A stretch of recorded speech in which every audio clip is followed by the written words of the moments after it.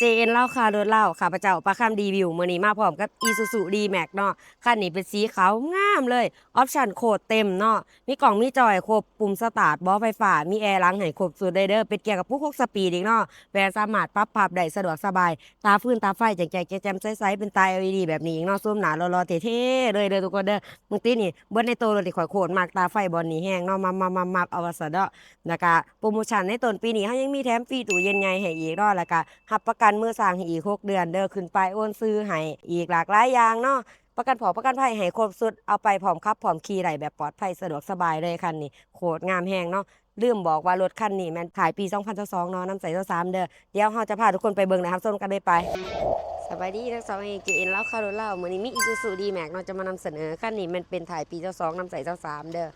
งามเลยเนาะออปชั่นโคตรเต็มมีกล่องมีจอให้ครบปุ่มสตาร์ทเบาะไฟฟ้าเนาะมีแอร์หลังให้น้ำพร้อมตาฟืนตาไฟเป็นตา LED เนาะแจ๋งๆงามๆแบบนี้เลยแม็กกับเป็นแม็กไล่กามปูอีกเนาะโคตรงามโคตรเท่มาจากโตรถมาจากโรงงานเลยเด้อตาฟืนตาไฟถ่ายกับแจ๋งๆแจ่มๆกะลิกระแจยางสกัวฮะก็มีครบหมดทุกอย่างเด้อสำหรับราคาแมน1 ล้านกับ60,000บาทเนาะมาโอมาลมกระไดใจโซใจผ่อนใดผ่อนเป็นเดือนผ่อนเป็นปีได้เนาะผ่อนใดทุกสกุลเงินเด้อสำหรับลูกค้าทานได้ต้องการเอารถมาแลกมาเปลี่ยนมาเทิร์นกันก็ได้เนาะติดต่อมาได้ที่เบอร์ก็7339โต79หรือ2ทางแฟนเพจ JN เล่าข่าวของเฮารถเล่าของเฮาก็ได้เด้อ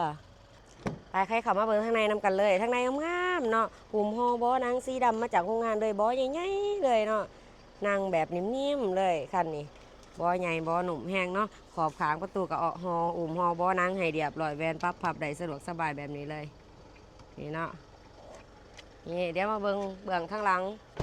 เบื้องของผู้โดยสารเนาะกว้างๆสามารถนั่งหลายๆคนเลย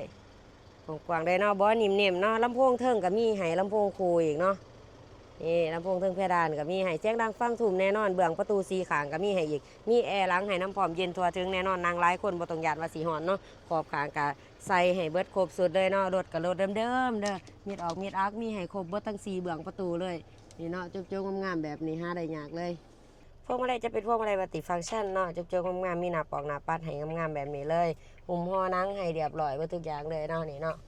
งามแห้งและเป็นหน้าจอของมันกับสิเป็นหน้าจอใหญ่ๆแบบนี้เลยสามารถสัมผัสได้สะดวกสบายเลยเนาะช่องแอร์ของเฮามักเย็นไปทางใดกับแม่นหันปรั๊บไปทางนั้นเนาะสะดวกสบายทั้งนี่แจ็คสีเลยเด้อ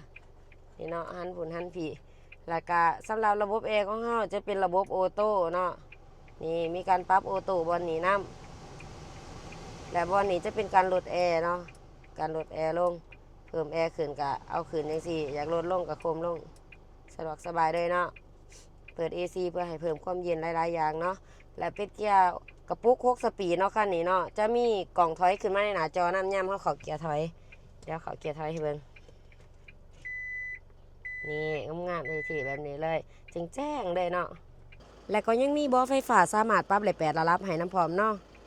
มาเบิ่งทางถ่ายเบื้องหลังกระบะนำกันเลยคันนี้จะเป็นออปชั่น ZP นี่มันออปชั่นเต็มสุดเลยเนาะและก็มีกล่องถอยตอนนั้นเขาเกียร์ถอยให้วังกี้นี่เนาะ ฟ้าถอกฟ้าถ่ายมันโดยรวมโคตรงามเนาะบันดอกบันไดงามที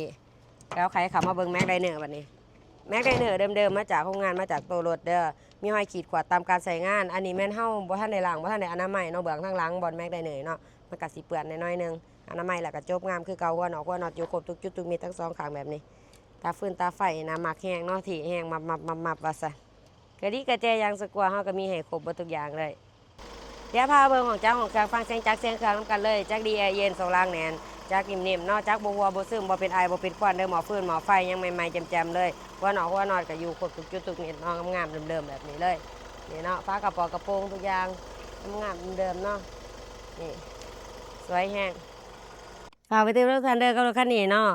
Isuzu D-Max สีขาวเป็นถ่ายปี22นำใส่23เนาะออปชั่นเต็มกล่องจอครบปุ่มสตาร์ทเบาะไฟฟ้าคือที่ภาคเก่ามาเนาะแล้วก็มีหูตา LED แจ่งๆแจ่มๆใสๆให้แบบนี้ตาฟื้นตาไฟเบื้องดุมเบื้องดีมันนี่ยังงามๆเลยเนาะสำหรับราคาของมัน1 ล้านกับ60,000บาทมาโอ้มาลมกันได้ใจสดใจผ่อนได้ผ่อนเป็นเดือนผ่อนเป็นปีไรผ่อนได้ทุกสกุลเงินอีกเนาะสำหรับลูกค้าทายและต่อการเอารถมาแลกมาเปลี่ยนมาเทิร์นกันก็ได้เนาะโทรมาก่อนทุกครั้งที่เบอร์เก่า733ตัว679หรือ2ทางแฟนเพจ JN เล่าค่ะโดยเล่าของเฮาก็ได้เนาะโปรโมชั่นท้ายปีนี้เฮายังมีของแจกของแถมให้หลากหลายอย่างเด้อ ตู้เย็นขึ้นไปโอนซื้อให้หมอแรงหมอฟืนหมอไฟมีให้ครบเบิดทุกอย่างเด้อแล้วก็เงินเติมน้ำมันอีหยังมีให้ครบเบิดทุกอย่างหลากหลายอย่างเนาะฝากมาจำมาจองมาเบิ่งมาส้มกันเอาได้เนาะบ่มักบ่เป็นหยังรถของเฮาแม่นอยู่ปากเซ่เด้อโทรมาได้ติดต่อมาได้